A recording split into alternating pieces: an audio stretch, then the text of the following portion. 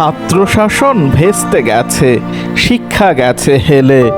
শিক্ষক তোমার কি যায় আসে, ছাত্রী বিড়ি খেলে। কালার করা চুল যে তাদের, বাবুই পাখির বাসা। এরই মধ্যে লুকিয়ে আছে বাবা মায়ের আশা। ছেলে মেয়ে বকে যাচ্ছে, বাপ মা তাতে খুশি। শিক্ষক কেন শাসন করে হতে যাবে দোষী? শিক্ষক তুমি পড়ানো কাজ, পড়াই শুধু দিবে। পড়ে পড়ুক মরে মরুক, খবর কেন নিবে?